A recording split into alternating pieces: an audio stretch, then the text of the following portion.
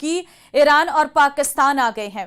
Qatar की दोहा में हुए इस्लामिक शिखर सम्मेलन के बाद पीएम नेतन्याहू ने हमास की टॉप लीडरशिप के सफाई का फिर से ऐलान किया है। इस बीच ट्रंप ने हमास को धमकी दी है कि अगर बंधकों को ढाल बनाया तो भयानक अंजाम भुगतने होंगे। वहीं इजराइल की युद्ध तैयारी ने तुर्की के राष्ट्रपति एर्दोआन को भड़का दिया है।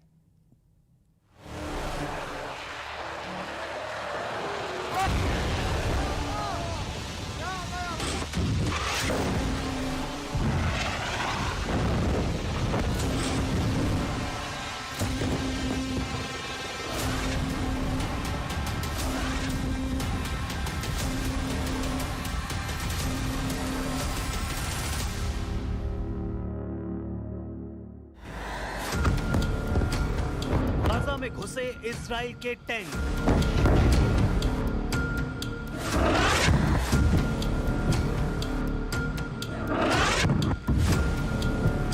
हमास के द एंड का काउंटडाउन।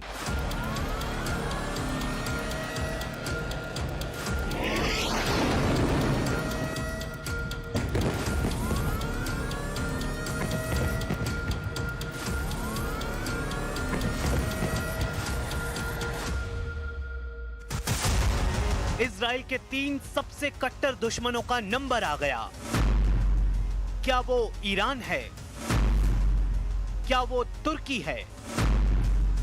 या फिर अरब वर्ल्ड का कोई और देश?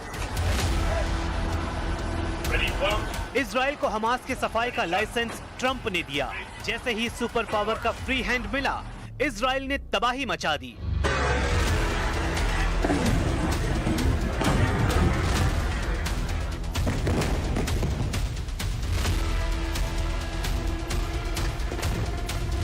मगर कतर को ट्रंप ने बचा लिया है। सुन लीजिए कैसे। Well, he won't be hitting in Qatar, as I say. I call it Qatar. You call it Qatar.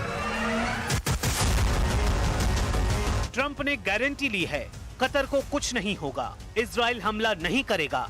यानी कतर अब सलामत है। लेकिन इजराइल को ट्रंप ने क्यों रोका है? क्या कोई बड़ा खतरा उन्होंने देख लिया है, या फिर इजराइल का टारगेट बदल गया है? क्योंकि ट्रंप ने सिर्फ कतर पर हमला न होने की गारंटी ली है। इसका मतलब ये है कि इजराइल कतर के अलावा जिस दुश्मन को चाहे बर्बाद कर सकता है। जैसा कि सब जानते हैं, इजराइल के दुश्मनों की कमी नहीं। इजराइल के दुश्मन युद्ध के लिए तैयार हैं। इजराइल के दुश्मनों को अच्छी तरह मालूम है कि नेतन्याहू दुश्मन के हमले का इंतजार नहीं करेंगे। पहला धमाका इजराइल करने के लिए कुख्यात है। इसलिए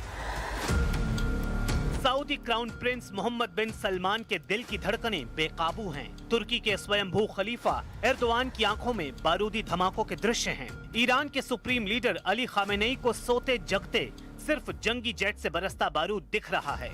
मुस्लिम उम्मा के 57 देशों में बज रहे वॉर सायरन ने खलबली मचा रखी है।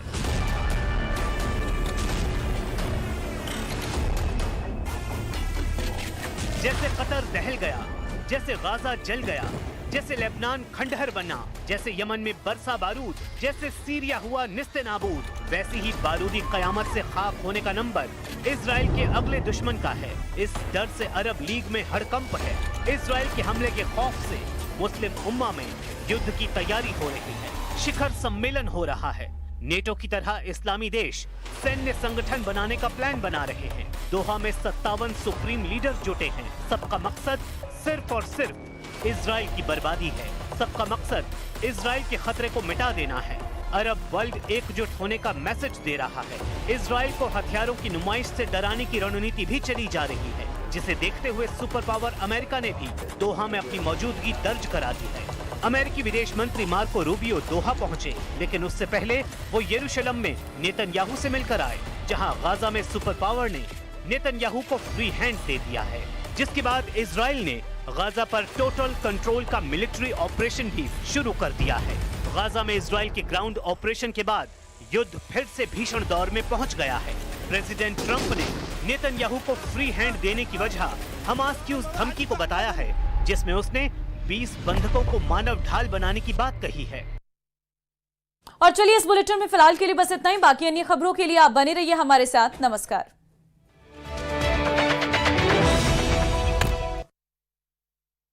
लोग सेहत